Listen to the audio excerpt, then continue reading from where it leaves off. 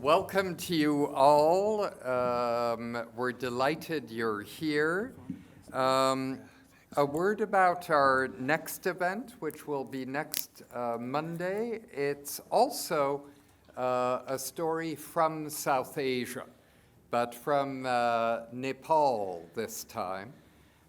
Two young Nepali authors, Prashant Jha and Aditya Adhikari, have each published books that have been very strongly reviewed in The Economist, in the Financial Times, elsewhere, on the recent civil war in the country involving a confrontation between Maoist insurgents and many other actors all mixed up. And they're going to be telling us a bit about that and their books. So personally, I'm looking forward to that, and if you can join us for that, we'll be delighted. Tonight, we're thrilled to have with us the great Indian historian Ramachandra Guha. He appears tomorrow night at International House, where he'll be discussing his most recent book and topic, which is called Gandhi Before India, the story of Gandhi before he moved to India. But tonight, because it's a subject he's thought about a lot, and a subject I thought about a little, we thought we'd discuss the influence of history on foreign policy, and in particular on the foreign policy of India. So we'll go back and forth a little bit between us, and then we'll turn the conversation over to those of you in the room to ask Ram what you're interested in. I thought I'd ask Ram to start, what in India's early history, ancient history, is suggestive of the foreign policy of India today? Well, I think if you look at the long sweep of Indian history, there have been two contrary trends. And if you look at India's relationship with the rest of the world over a long sweep of history, there have been two contrary trends. And one is the trend of welcoming in people as traders, as pilgrims, and occasionally as conquerors. And the other is of resisting outside influence. So, there are ports in India that go back to Roman times in South India. You had Alexander, not far from what is now Pakistan, not far from what is now India. You had lots of, as I said, people coming in not for motives of trade or conquest, but out of curiosity.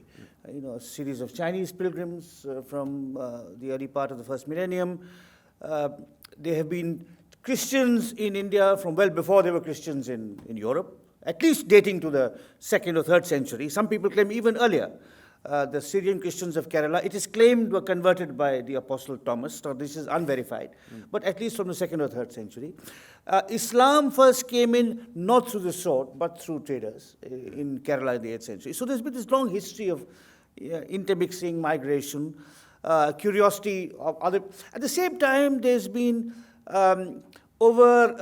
especially from the medieval period onwards, there's been the sense that India should not be hostage to foreign occupation. So, and these currents continue. So on the one hand, you have, if you look at sort of the intellectual history of modern India, 20th century India, you have the strong influence of people like Gandhi and Tagore, who say we must open our windows out to the world. At the same time, you have a more, on the other hand, you have a more conservative, defensive approach, which says no. India was colonized by the Muslims, then it was colonized by the British, and we must recover. To recover Indianness means getting beyond these 1,000 years of colonization. So I think there have been these two contrary trends throughout, and they've debated and disputed one another at different times in history. They've dominated. So if you look at India today, it's very interesting. I mean, we can talk about the details, but if you look at what I've talked about, these two contrary trends, simultaneously coexisting, that of welcoming and other cultures, that being hospitable to other influences and foreigners, and on the other hand, that of resisting foreign influences and foreigners as human beings. You have a party in power, which historically has been wedded to a somewhat aggressive nationalist and at times even xenophobic attitude towards the rest of the world.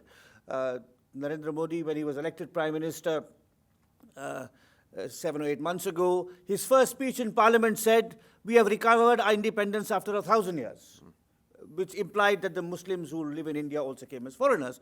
On the other hand, Mr. Modi, after he became elected, that was sort of a spontaneous outburst of political enthusiasm. But when he came to power, he recognized that he must travel everywhere. You also have now an Indian diaspora, which is prominent everywhere.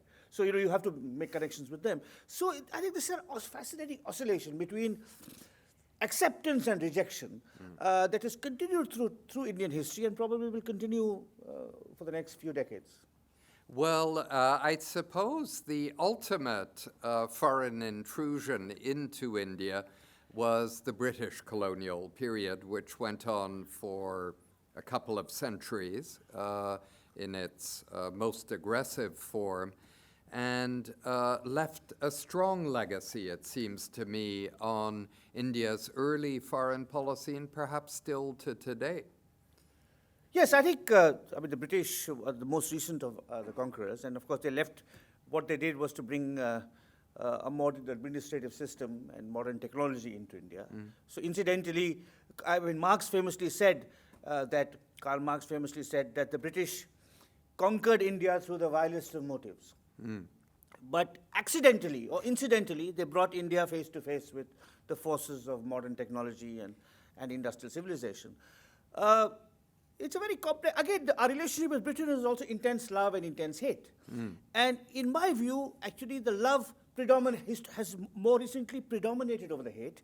And it's quite striking that just last week, a statue of Mahatma Gandhi was unveiled at Parliament House in England.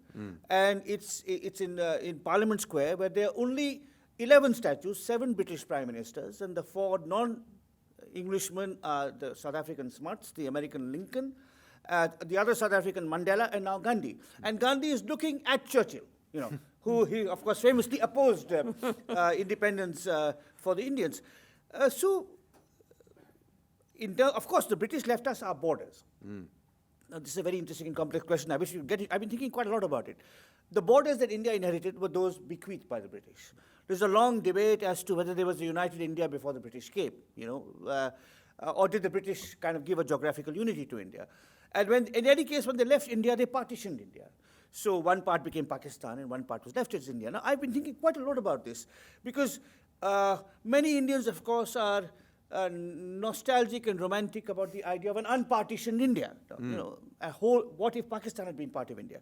Well, I am somewhat more skeptical. I'm not nostalgic about it because if the British had not partitioned India, India would have been a frontline state in the Cold War.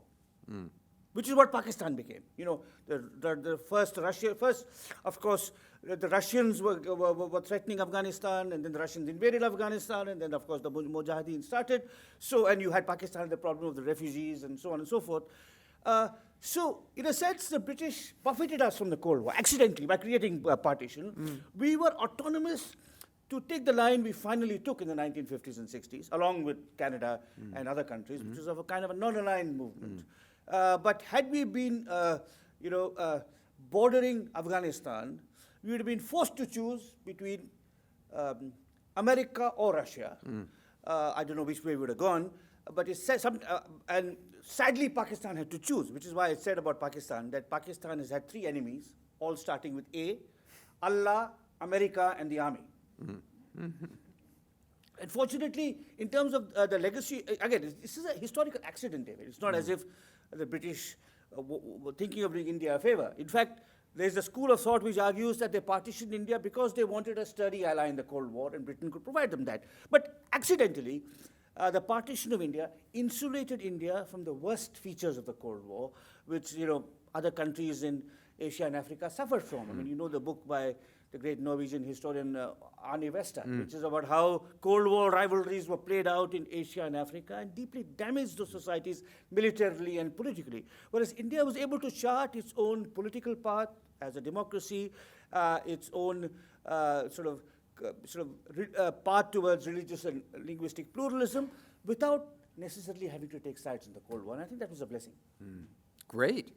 Now, the British did leave India very poor in 1947. Yes. Their project in India was hardly charitable. Absolutely. And so what effect did that have on foreign policy, the fact that the country really was on the breadline, more or less? Yeah, I mean, it meant for a long time that you had to focus on economic development. But I think our early foreign policy sort of ministers and prime ministers are not given enough credit for the fact that because they were non-aligned in the Cold War, they could actually attract economic aid from both Russia and the Soviet Union. So if you look at our steel plants, you know, one was built by the Russians, one was built by the Germans. If you look at our Indian Institute of Technologies, one was, again, there's a German one, there's a Russian one, there's an American one. So we were able to be welcoming of capital and investment and scientific expertise from different parts of the world. But of course, you're right, the British did leave us very poor. In the early years of independence, we took the conscious decision, based partly on the experience of Japan, that a late industrializer needs to have massive state investment. In fact, even many Indians don't know that in 1946, there was a plan called the Bombay Plan, issued by 6 of India's leading industrialists, the Tatas, the Birlas, the Srirams, which said, we need state protection, we need state investment.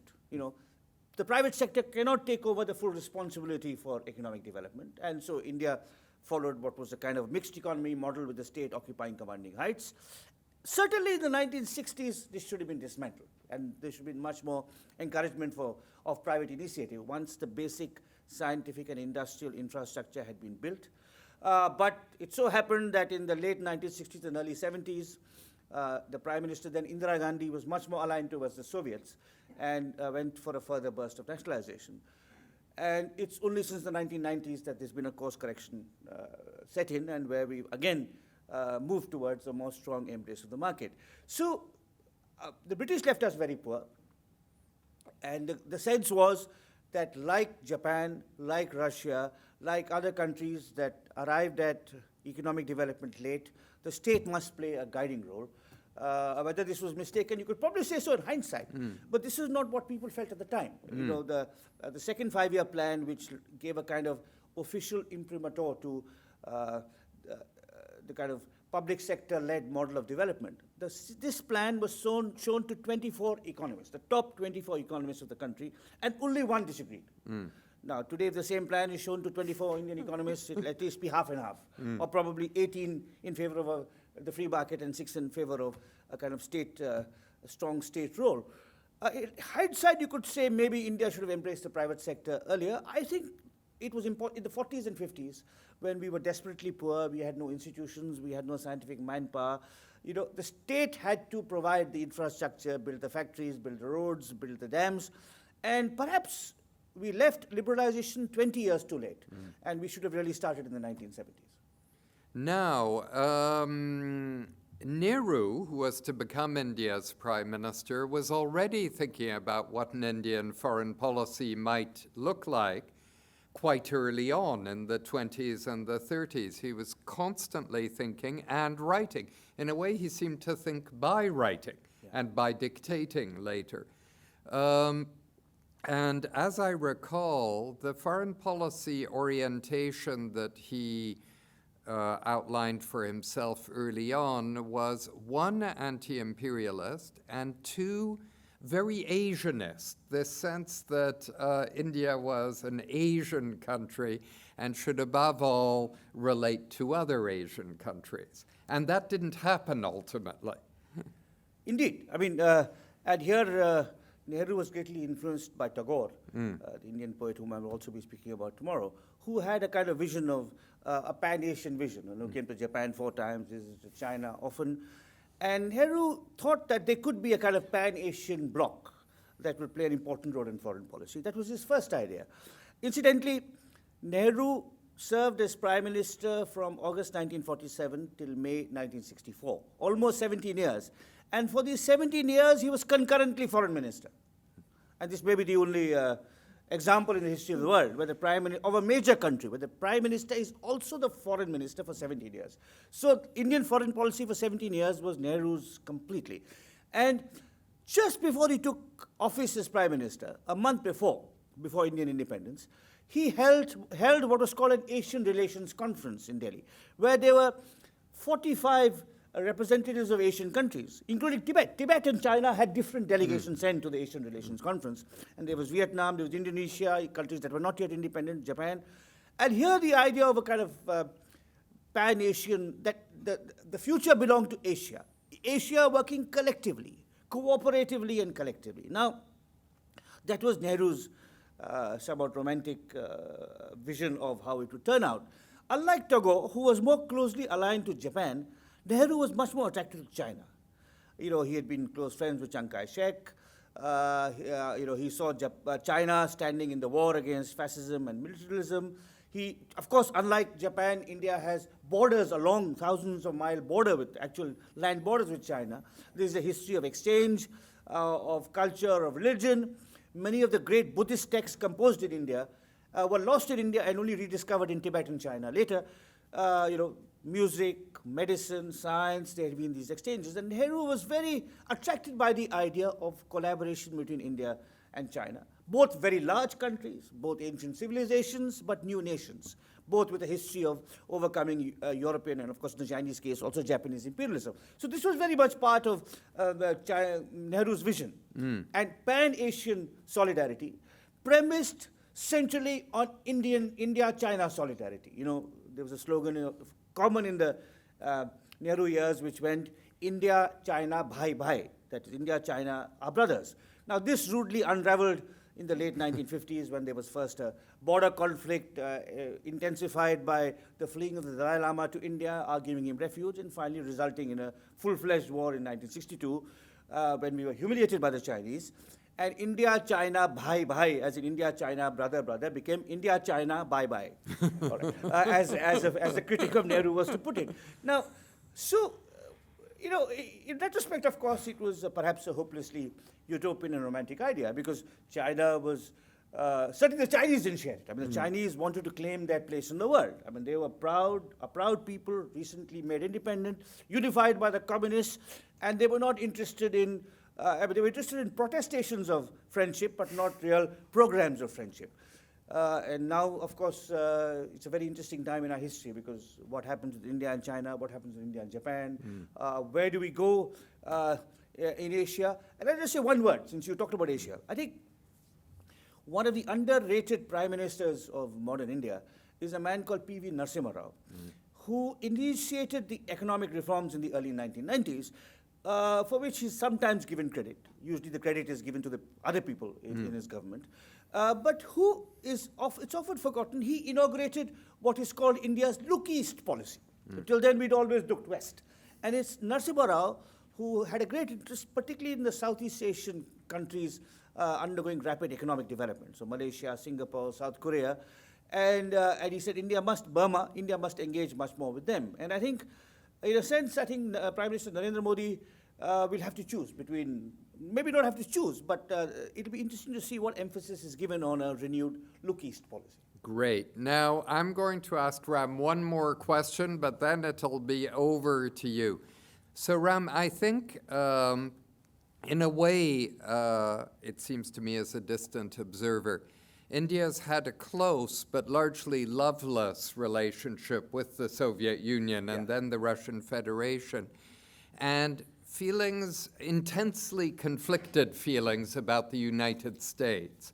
And I wanted to ask you about the United States and why it came about that India did feel so strongly, both positively and negatively, about the country.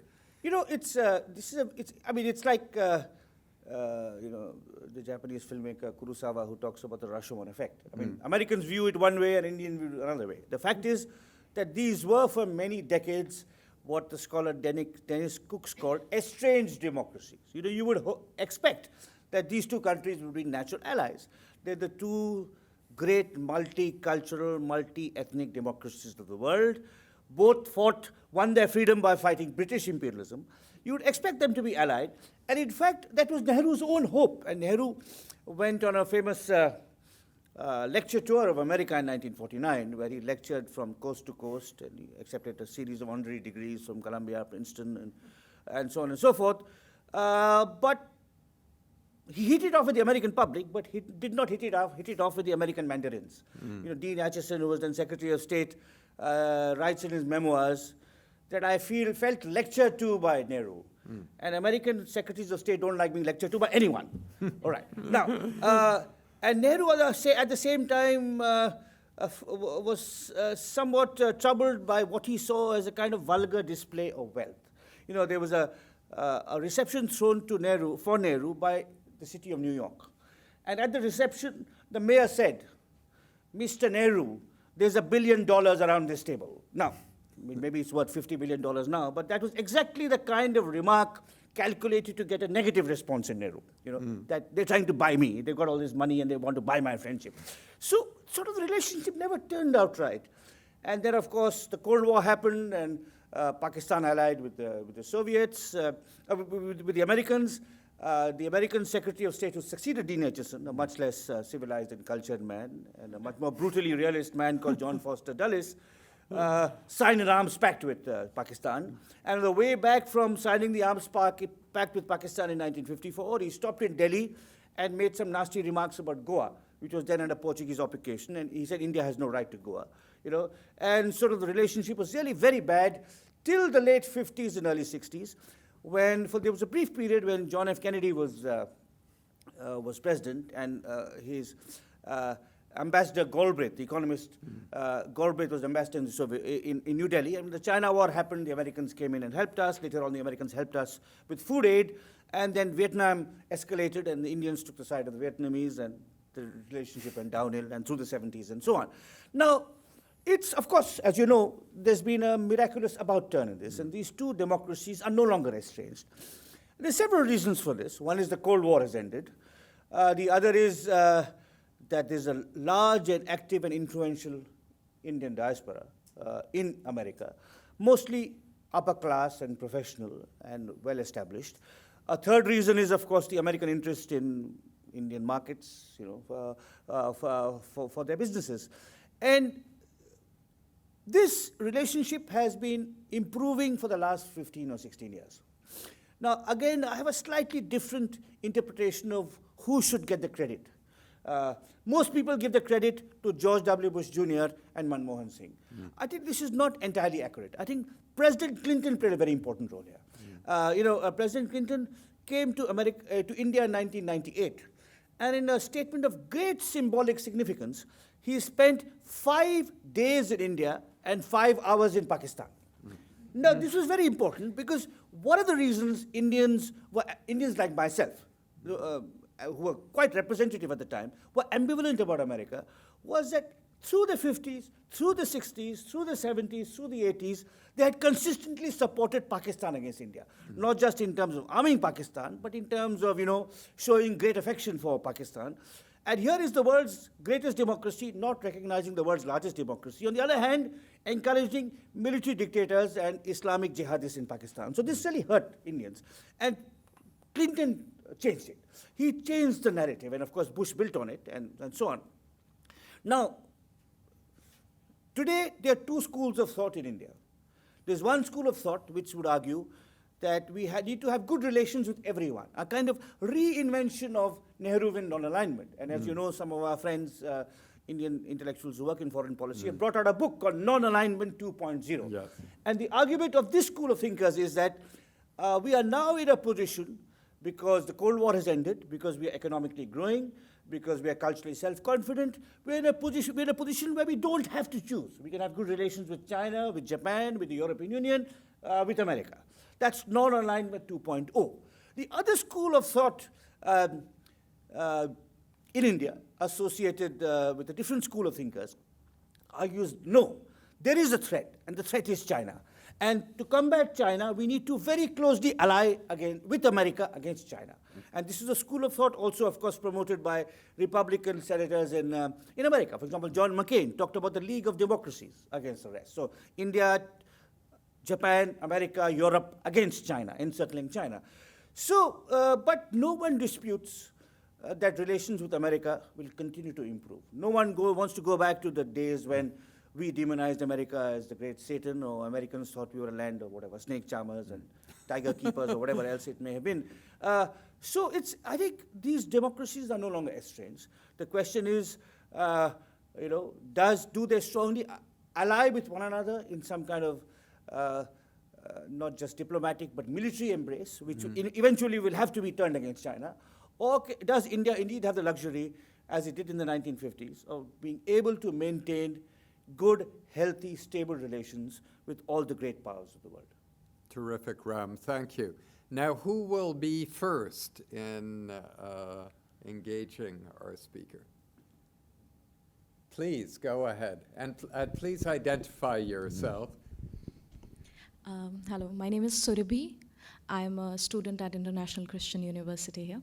I just wanted to ask, since you have touched on the topic, this triangle force, like India warming up to Japan and India warming up to America, which has been going on for a while, against China, as you see it. There are two countries which kind of are influenced by that relationship immediately, and that will be Nepal and Sri Lanka. So how do you see this playing out specifically in South Asia, with Sri Lanka having a relationship, with China, the way it is playing out right now, and India's force against, so-called against China with Japan and America? Yeah, that's a very important question, and I'd like to focus on one aspect of the question because we haven't touched on it in our discussion. That is India and its neighborhood. So if you look at India and its neighborhood, there is Pakistan, China, which are two very important relationships, and three other countries which are not that important in terms of economic weight or demographic strength, but very important in terms of cultural relations with India. And these three countries are Bangladesh, Sri Lanka, and Nepal. Now, historically, India has behaved like the big brother towards these three countries. You know, there's a famous statement attributed to a 19th century president of Mexico, where he's supposed to have said, "Poor Mexico, so far from God, so close to the United States of America." And Nepal could say the same thing, or Sri Lanka could say the same thing. "Poor Sri Lanka, so far from the Buddha and so close to the Republic of India." And I would say India's relations towards Nepal, Sri Lanka, and Bangladesh have historically been characterized by bullying, intolerance, insensitivity. And there are many examples of this. The great Nepali Democrat B.P. Koirala, who's an extraordinary figure, the greatest Nepali Democrat of the 20th century, and who fought a lifelong battle against the authoritarian rule of the Nepali monarchy, and who was politically trained in India, spending time with Jayaprakash Narayan and Gandhi. When he went back to Nepal in the 1950s, he said, the Indian ambassador in Kathmandu has always behaved as if Nepal is a village council and he is the head of the village council, like a headman, bullying all of us. And it's not untrue. With Sri Lanka, we meddled around in the civil war. First, we funded the Tamils, and then we went in allegedly to make peace and then alienated the Tamils. If you look at Bangladesh, although we played a very important role in their independence, we have completely squandered the goodwill we enjoyed there. We have been insensitive in our river sharing agreements. So I think this is something which Indians need to take a very good and close and hard look at. I think there's some healthy initiatives at the moment. The Foreign Secretary has gone on a tour of all these other countries.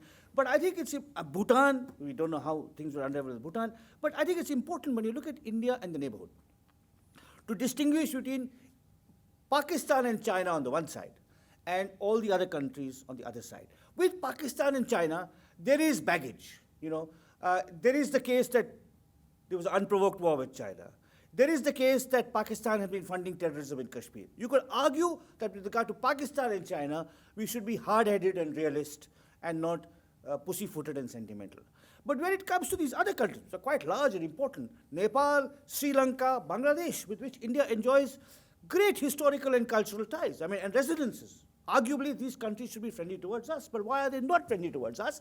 And it's largely because of the overbearing and domineering attitude of Indian politicians, Indian military, Indian intellectuals towards these three countries.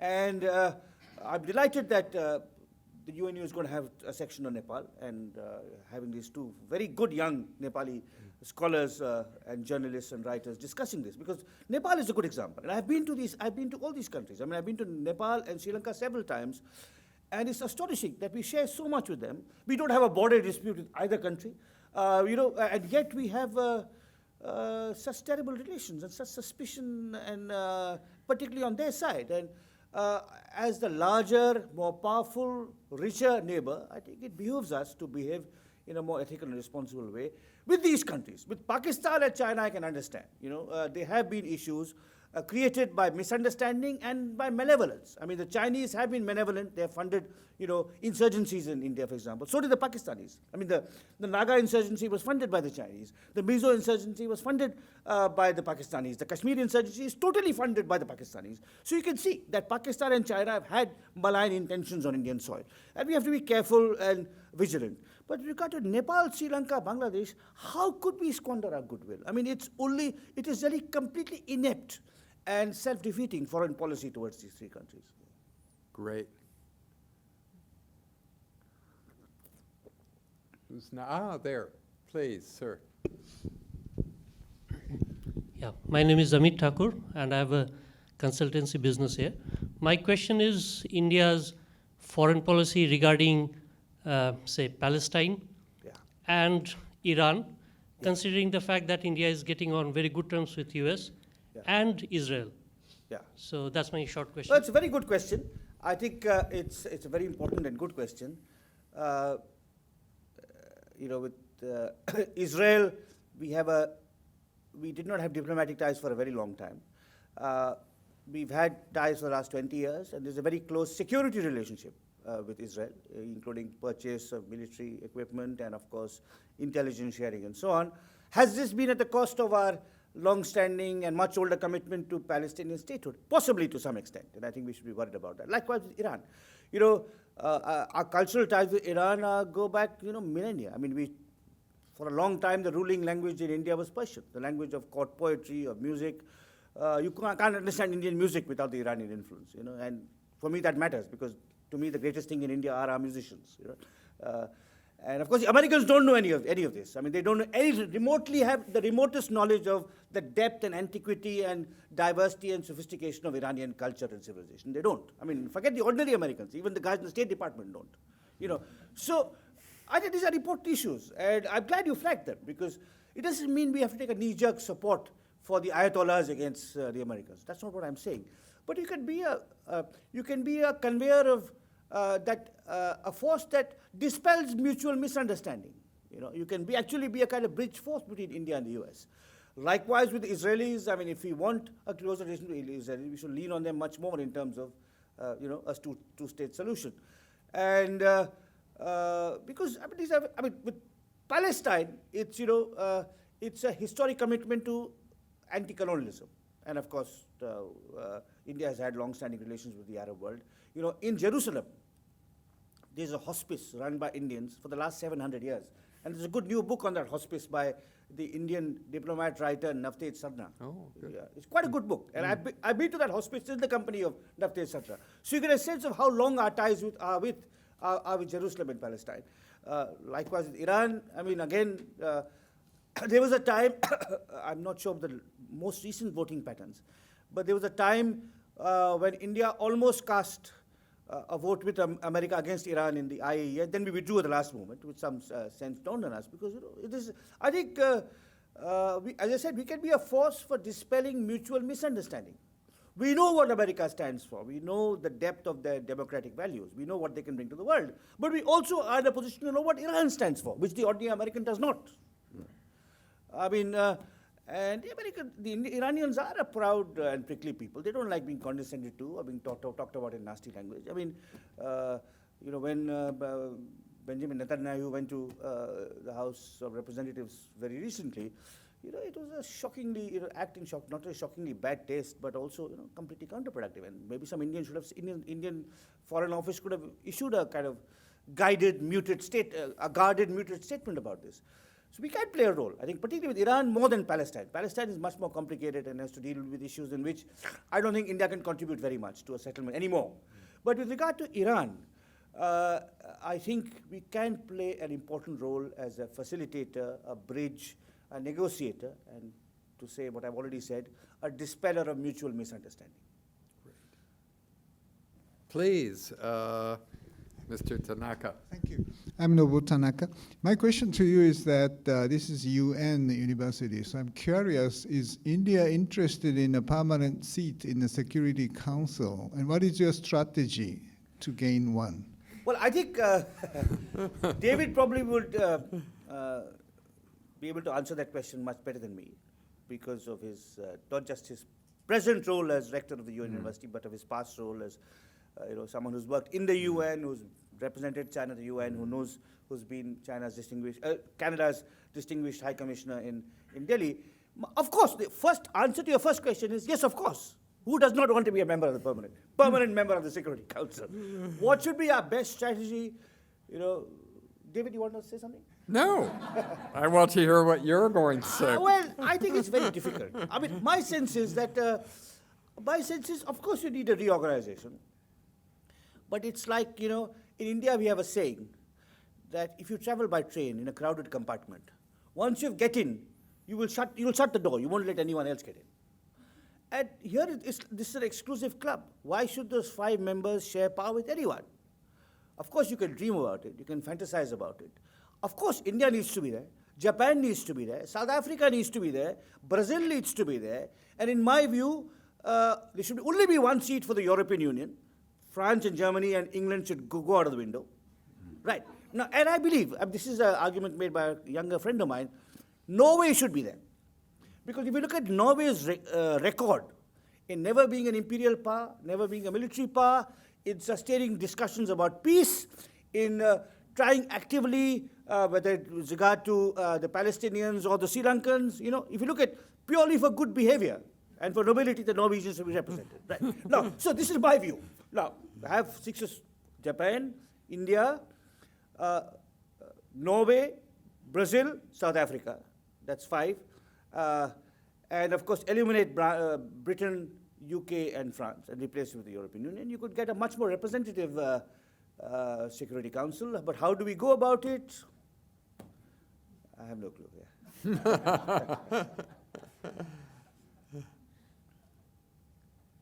We have a hand in the back over there. Wait for the mic. I'm Pankaj, I'm a postdoc fellow in UNU.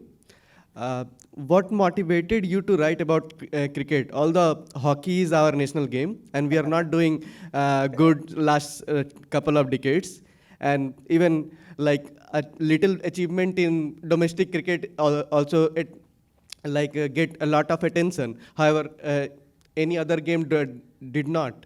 So, what motivated you to write about the cricket? So the question Now, is, perhaps you can also repeat the question, but some of you may have skimmed over lightly in our announcement of the event that Ram wrote a very important and popular book in India on cricket. And so... that was the question. Why did I write on cricket and not on hockey or some other sport? Well, there's several reasons for that. One is, of course, I myself played cricket and I watch it. I like hockey also, but I prefer cricket. The other is that though hockey is technically the national sport, in terms of a sport that captures the imagination of hundreds and millions of Indians, it is cricket. It's the film industry and cricket. What unites India, there are about half a dozen things, and 2 of the things are the Hindi film and the game of cricket. And it's extraordinary. And of course, my book explains why this is so. And it's a 400-page explanation. If you want a one-line explanation, that is provided by the great Indian sociologist Ashish Nandi, who said, cricket is an Indian game accidentally invented by the British. Now that's a one-line aphorism. I have a 400-page version in my book, but essentially, cricket in many ways has resonated. There's several reasons. I'll very quickly give you some of the reasons. One is nationalism. Cricket is the only game at which we are any good. Even hockey, we don't qualify for the Olympics. You know, and we send 400 people to the Olympics and we come with one bronze medal. You know, in soccer, we are ranked 155. Now, cricket is the only game in which we are the reigning world champions. We've had the greatest batsman in the history of the game. We get okay, right? A second reason is that it's to do with the morphology of our cities. Indian cities lack infrastructure. They don't have lovely parks and playgrounds. And cricket is a game which is played up and down. So in a narrow street, on a terrace, you can learn cricket. If you want to play soccer, it's sideways. If you want to be good at tennis, you need a wonderful turf. That's the second reason. A third reason is that, this is actually, in my view, the most important sociological reason. Cricket is a game in which the action is interrupted. You bowl a ball, you come back. Then you bowl another ball. Then after six balls are ended, the bowling is from the other side. Now, in every other sport, action is concentrated. So what this means is, when you watch a tennis match, you can only look at Serena Williams hitting the ball against Venus Williams. That's it.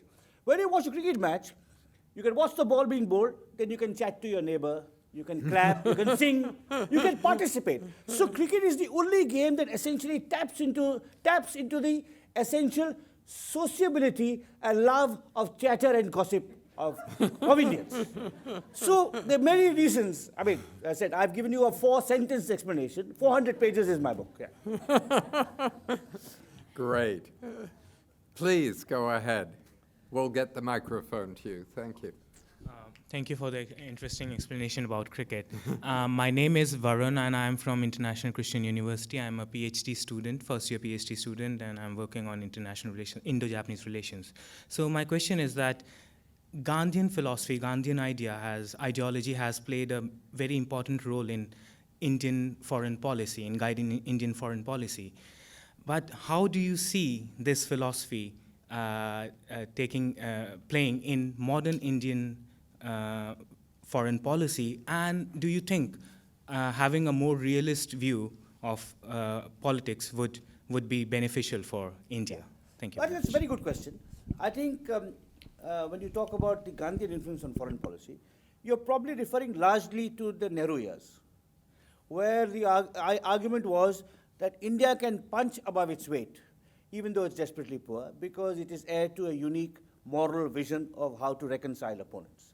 And non-alignment is part of that, and so on and so forth. Our role in UN peacekeeping, historically in the 50s and 60s, is part of that. And I would largely agree with you that we need to move towards a more realist position. At the same time, there's also a Gandhian component to our domestic policy, which we should never lose sight of. There are three elements to a Gandhian component of our domestic policy, and these are three pillars on which Indian democracy and Indian unity rests. The first pillar is, India is a land of many religions. It is not a Hindu state. Pakistan may be an Islamic nation, but India is not a Hindu state. So religious pluralism is the first leg contributed by Gandhi and no one else. The second leg of the stool, also contributed by Gandhi, is India is a land of many languages, not just one language. You know, the rupee note tells you all. It's got 17 languages and 17 scripts. I mean, the Canadians are justly proud of their two-language policy. But we have, and I think this is again contrary to European models of nationalism and Japanese models of nationalism or Chinese models of nationalism, where one language, Mandarin, is imposed to everyone, Japanese. You know, the old slogan of the Hindu right in India was, Hindi, Hindu, Hindustan. He who speaks Hindi, he who is a Hindu, only he can be an Indian. Now, so Gandhi saw that will never work in India. It will lead to unending civil wars. So the first leg is linguistic pluralism, religious pluralism. The second leg is linguistic pluralism. And the third leg is dissent must only be carried out through non-violent means. So, you know, if you look at how we became a country of many languages, it was because of non-violent protest by the Telugu people, followed by the Marathi people, for the Kannada people, for states based on their own rights. But dissent can be carried out in parliament, through the press, and maybe through street protests, through mass civil disobedience, but never through the use of violence.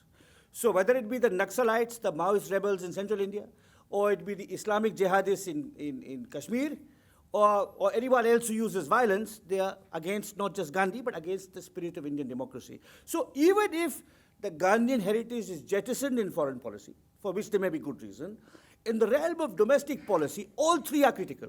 India must never become a Hindu state. India must never become a state in which all citizens are obliged to speak a single language.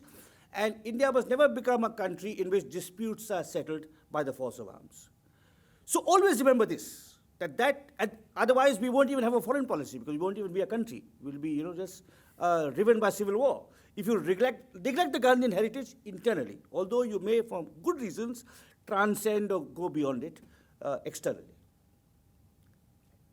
Please, sir. Thank you, Professor Guha, for an invigorating discussion. I'm Ali. I'm from International Christian University. This may be an understatement in the near future, but I think still today there's no talk of Indian foreign policy without Pakistan. Yeah, and I think you briefly touched upon this, why India should be wary of Pakistan for various reasons. But I mean, India has been warming up to China on one hand. The trade is, even though increasingly in favor of China, like $70 billion and stuff. And recently, for the past 10 years probably, it has also been trying to warm up to Pakistan, and Pakistan has been doing the same. And this might also be an opportune time, which, I don't know, primarily because of the reasons that in 97, 98, the whole, how then Indian Prime Minister Vajpayee came to Pakistan, and the whole bus diplomacy and all this stuff. So, I mean, opposites don't always attract. The nationalists in India, nationalists in Pakistan somehow strike a chord. And the same kind of happened today too. Like recently, in the past 6 months, how Narendra Modi and Prime Minister Sharif involved in personal diplomacy and stuff. But it seems to have ended now, and we are back to square one, so to speak, LOC violations and stuff. So my question is not should India do that, but do you see that happening in the near future? Pakistan is. I think it's more likely that Indian relations with China will improve in a more steady and sustainable way than with Pakistan. Because between India and Pakistan is the contested territory of Kashmir. And, this is an issue I've discussed at great length in my book, India After Gandhi, where there may be 150 or 200 pages on Kashmir. Why is Kashmir so important? Because without Kashmir, India is incomplete. And without Kashmir, Pakistan is incomplete. Now, it's linked up to the entire mental, philosophical, religious, spiritual, cultural sense of nationhood in both countries. How do you resolve it? The only way to resolve it is to have the LOC converted into an international border, and for the government of India to give much more dignity and autonomy to the people of the Valley of Kashmir, and the government of Pakistan to give much more dignity and autonomy to the people of Azad Kashmir. Okay, because neither state has treated its Kashmiri population well.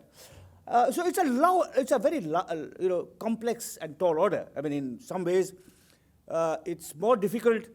As difficult as Palestine, I would argue, Kashmir. But because the idea of the possession of Kashmir is so central to the idea of nationhood of both India and Pakistan. The K in Pakistan is Kashmir.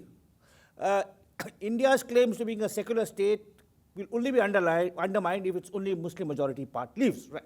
So I think, how do we work towards making the LOC an international border at the same time and simultaneously as giving dignity and autonomy to the people who live there?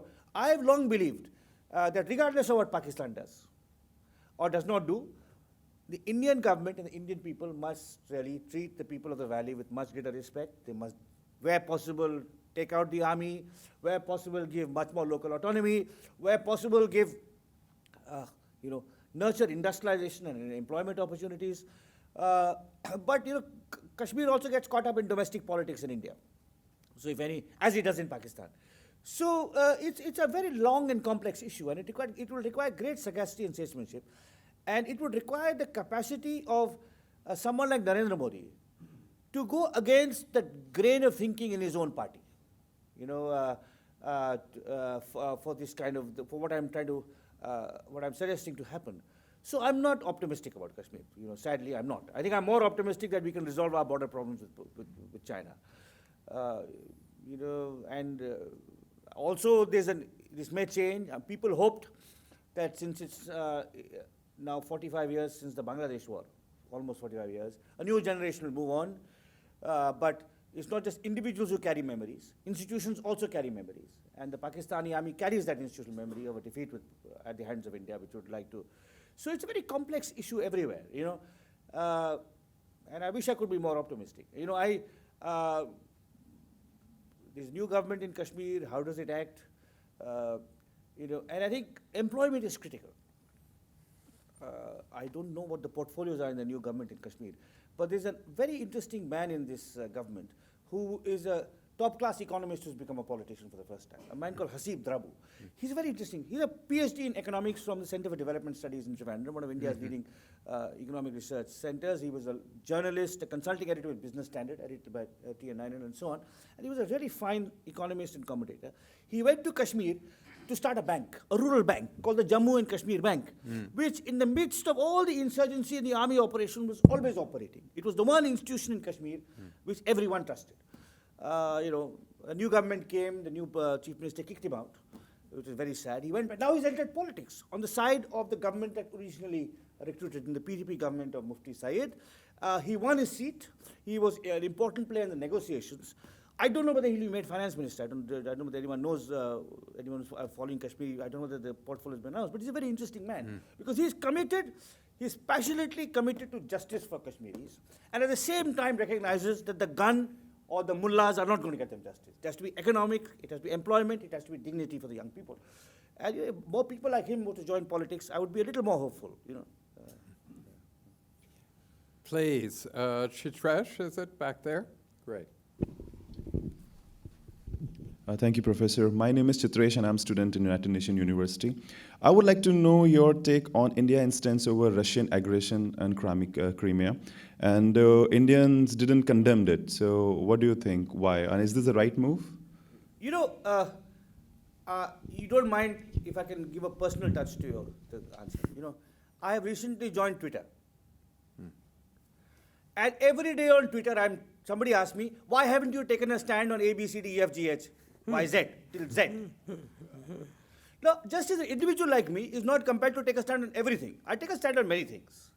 I don't think a country is compelled to take a stand on everything. You know, we are not the moral policemen of the world. We leave that task to the Americans happily. Let them be the moral policemen. Let them be the, you know, people giving good chits and bad chits to everyone. We don't. But where it affects us, you know, whether it's in Pakistan, China, you know, Japan, with, you know, historic close ties, you know, certainly, where we are in full knowledge of, where we are in full knowledge of what has happened, you know, we can certainly take a stand.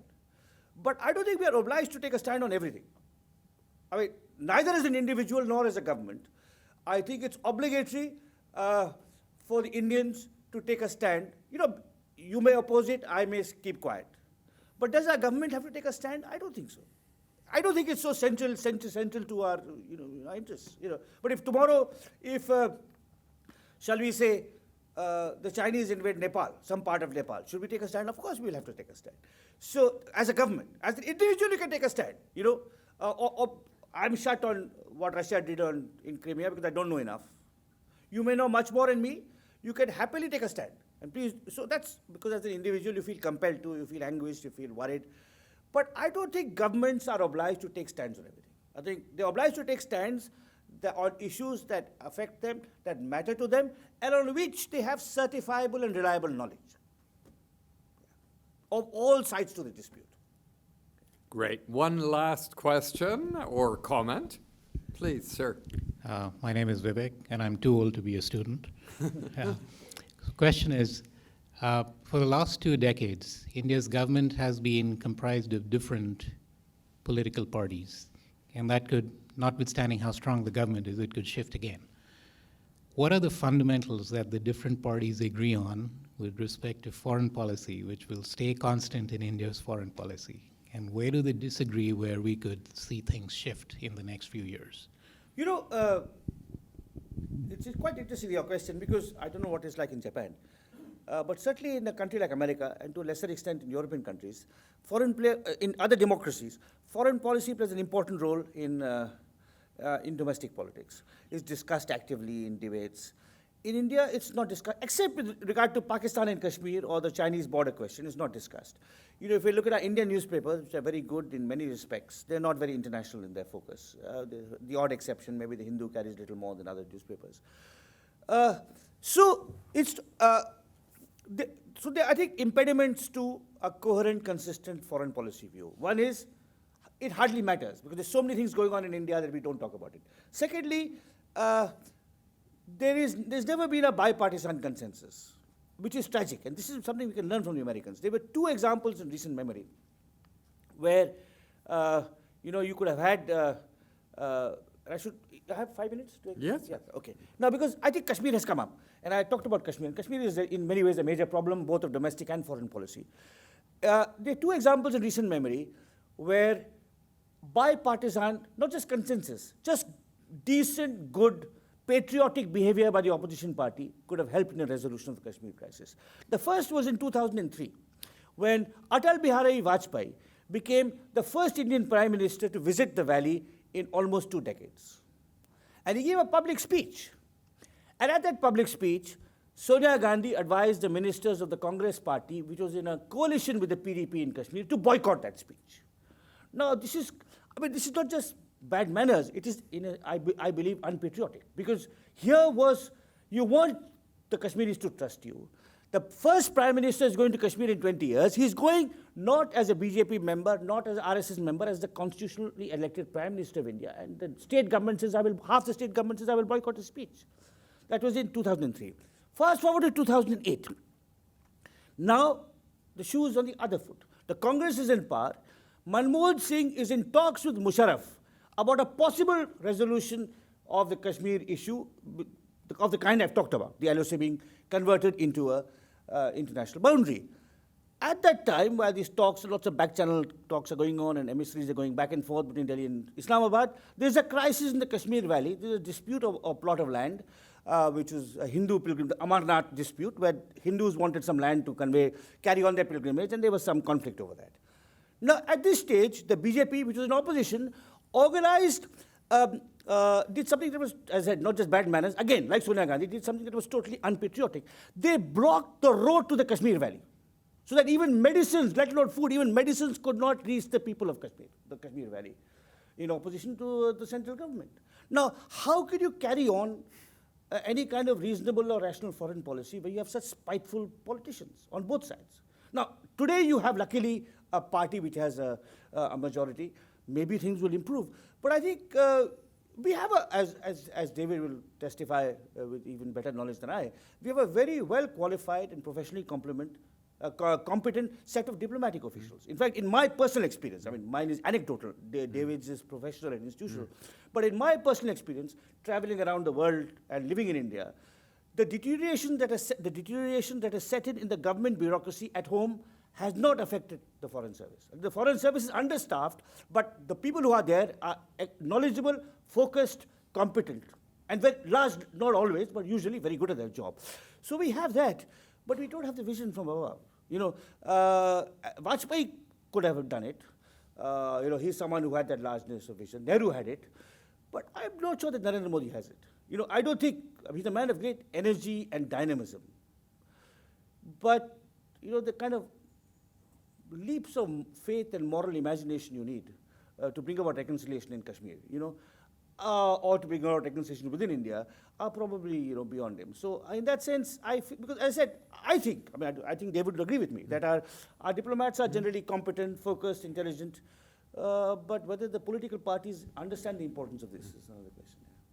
Absolutely, because in democracies, ultimately the politicians decide, no matter how hardworking and competent the officials may be. Thank you all very much for coming. You can see why Ram is a major figure in India. India has a number of great historians. Many of them are never heard from other than on the page.